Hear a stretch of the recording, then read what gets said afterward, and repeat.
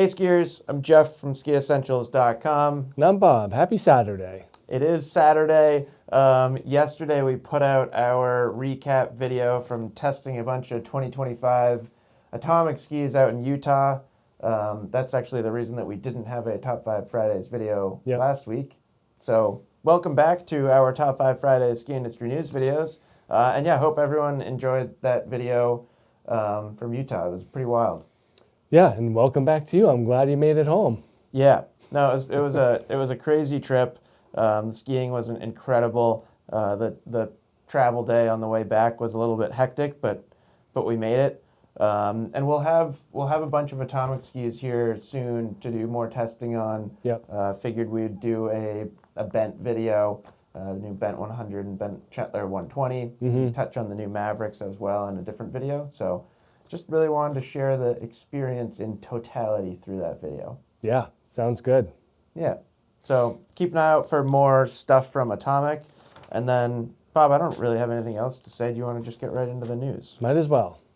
So first, we've got like a ton of FIS World Cup ski racing news to cover. Michaela Schifrin had somewhat of an illness that caused her to sit out some speed events in Austria. In her absence, Isabella Wright picked up a 30th in the first Super G. Jacqueline Wiles was 14th, and Isabella Wright was 17th in a downhill. And then Lauren Makuga, 10th in the second Super G, which is a name that we don't hear very often. Nope. So good finish. Yep, congratulations to them. And then this is like weird to bring up as news on heels of Michaela Schifrin, but I think many people know that her and Alexander Childa. Yeah. It's pretty good, right? I think that's what the internet said. It's like pretty close. Are dating. He had a big crash in Wengen. There have been lots of posts and pictures of Michaela by his side, understandably. Yet despite that and her illness, Bob, she still managed to pick up the win in a slalom race in Austria this past Tuesday. Do these other girls just ever want to give up? Like, do you think that ever crosses their mind that they're just like, it doesn't matter what happens to this lady, you know, sick, boyfriend gets in a horrific crash and just wins. Yeah, I don't know. She doesn't lose. Good question. I don't know. Like that's the race point winner. Like you must just be basing yourself off of second place at that point. Yeah, probably. I don't know. It's got to be tough being in this generation and going up against that talent week in and week out. You know, you're not going to win. I think it's totally fair to say that Michaela Schifrin casts a big shadow. Yeah.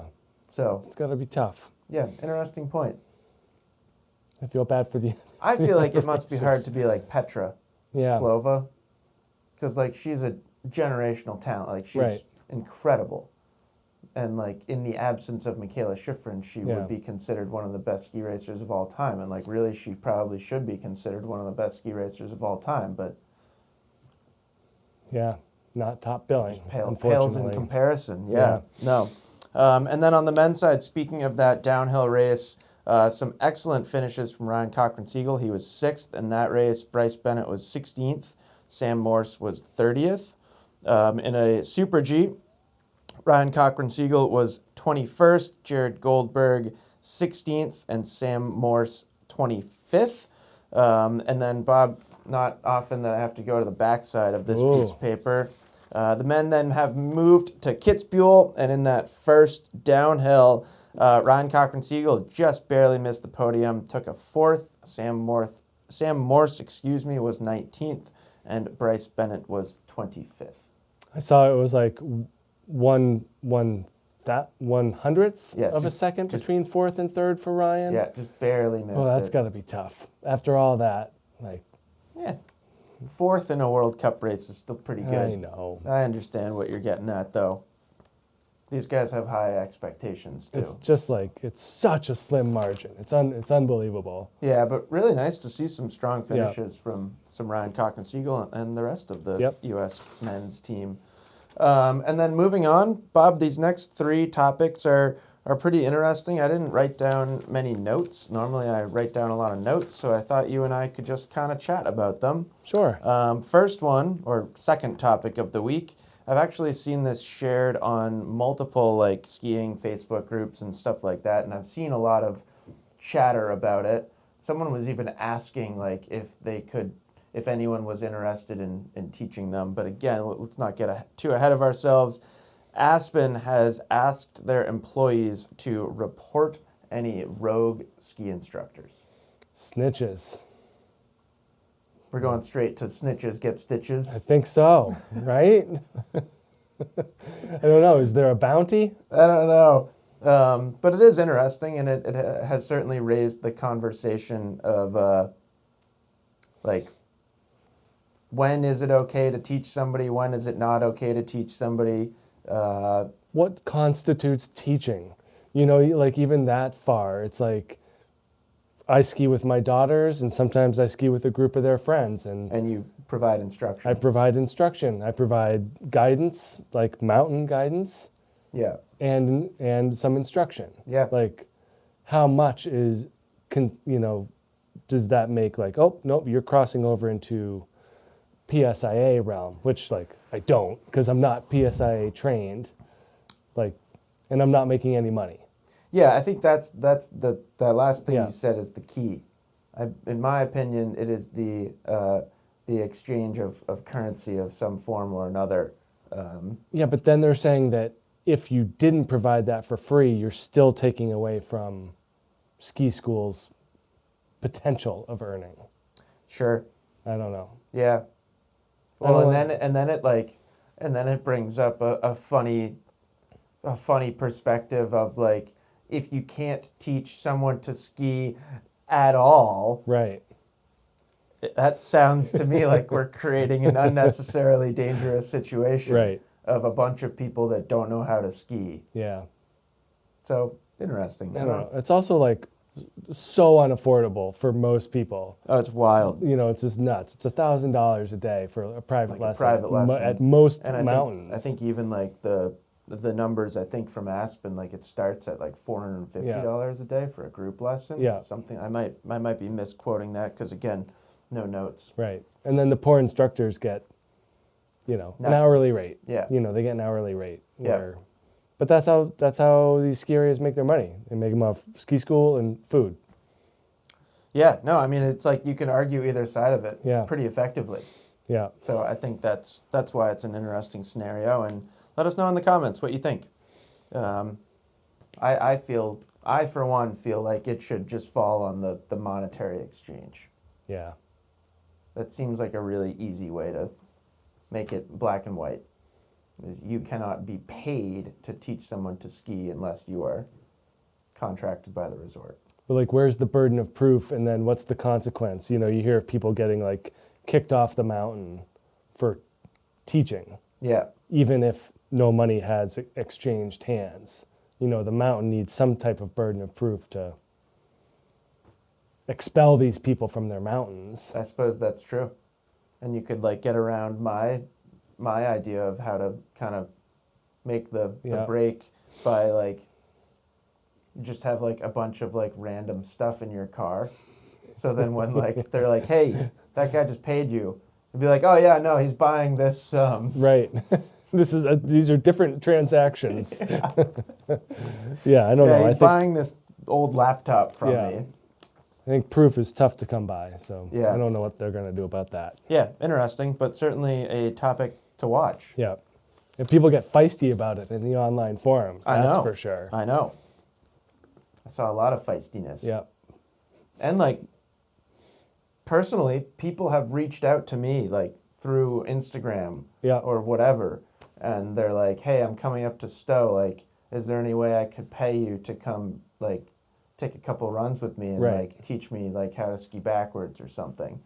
And I'm like, technically yes, but you're gonna have to go through Green Mountain Academy and like have a temporary membership and blah blah blah blah blah. So it certainly happens. Yeah, you got to cover yourself as the black market instructor. Like, you are opening yourself up for Totally. liability issues. Yeah, I mean, and it falls much more on the instructor than the instructee. Correct. Yeah. So, stop asking me. No, I'm kidding. I'm completely kidding. Third topic of the week, Bob, we have a report that Colorado mountain town real estate demand is down while prices remain high, suggesting that people aren't leaving. Why would you leave? You know, if you bought a house in Steamboat for this article, I think it was, $900,000 pre-pandemic. Now it's 1.7. You live in Steamboat. Yeah. What are you doing? Yeah. You did it. Yeah. There's no reason to leave. Yeah, it's tough. It also, maybe is suggesting that if we are riding some sort of bubble right now, perhaps that bubble might shrink. I don't anticipate any bursting of a real estate value bubble in these mountain towns. Yeah, the mountain towns seem very insulated. Stowe here has always been extremely insulated from nationwide trends. Totally. So Steamboat, I'm sure, is in the same realm. Yeah. But for like that house, the median house in Steamboat, 1.7. Like, what would have to happen for that median house average to fall to $300,000, $500,000? Like, that wouldn't be good. Or no, what would it the event that would cause that? Yeah, it would be not catastrophic. be good. Right. Yeah, exactly. So it's like this weird situation where it's easy for somebody at our economic level to be like, boy, I wish I could buy a house in Steamboat for $400,000, but that having that wish would come along with some other pretty major economic implications. Yeah. At which point you would probably not be remotely close to affording a $400,000 house. Correct. That would affect you too. So I don't know the way out. I don't think there is a way out. I think that mountain town real estate will continue to be really expensive and hard to afford for most people. And that's just that's the nature of economics. And how fast or how much do you want to build? Well, that's the thing. There's a limit to mountain towns are generally small. Yeah. And speaking specifically to Stowe, there's a lot of protected wilderness in Stowe. Right. There's a lot of places that you can't build property, or families that have owned hundreds of acres for 100 years. Right. And I assume they don't want to sell, and I would also say that nor should they, because they're kind of providing a service by maintaining that wilderness. Yeah, and here specifically, a lot of that land is just preserved in perpetuity. Right. You can't build. Right. Doesn't matter if you buy it or not. You can't build on it. Right. So and I wonder if places like Steamboat, where at least there's I believe there's room to the west. How far out are they going to go that way? Yeah. And then you're living 20 miles away again. Yeah, when is a mountain town not a mountain town? Right. How big does it have to be? How far away does it have to go where that's just Burlington? Right. Yeah, I don't know. Anyway, anyways. Strange times. Yep, interesting. We'll keep watching real estate values in mountain towns. And then Cuchara Mountain Park. This is pretty cool. Yeah. Offering a $200 cat skiing season pass. Yeah, this place is way down south. Yep. Pretty close to New Mexico. Yep. Used to be an operational ski area. Yep. Just kind of one of these places that didn't get enough business, and now they're trying to revitalize it with this interesting idea. Yeah. And we've talked about this before, these kind of hybrid models, full backcountry like Bluebird didn't work out. Have some of these hybrids where you can take certain lifts and then use the rest to hike. Yeah. And then this is another interesting one. Yeah, it is super interesting. I feel like we won't see many. No, it has to be a pretty specific combination. You can't have snowmaking, so you need to have enough snow. And then you need to have enough people. Like that was a problem with Bluebird. It was like too far away, and you Right. couldn't, and no one could go there and stay there. So That was where my mind went. It's Yeah. like $200 is not a lot of money. right. So it's like financially pretty challenging from a business perspective. Yeah. But, I suppose you're drastically limiting costs too. Right. So I just thought that was interesting, and maybe we'll take a trip someday. Be great. It's a $40 single ride, I think, and Yeah. $200 for a season pass. Yeah. Just pay $200. And like, Go but if 5 they, times. but like if they don't get snow, then Yeah, sure. then they get nothing. Yeah. But I thought that was cool. Yeah. And then finally, we have our edits of the week. So first up, this is game 1, but there should be at least 2 games out so far. We've got Slush Cup Aspen Snowmass, and this is kind of being put on by X Games and GoPro with a collaboration with the kind of Slush guys originally. But super cool to see Slush back and kind of more in the spotlight. Yep. So that's awesome.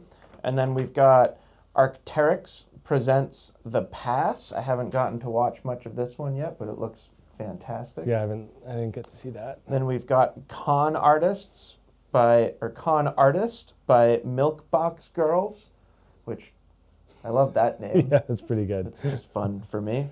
And then Fabio Wibmer, familiar with him. He is a fantastic mountain biker, and in this he essentially rides his mountain bike really, really fast down a sketchy downhill run. Didn't see too much pedaling. Downhill going on. skiing run, Was I there? should emphasize. I mean, you gotta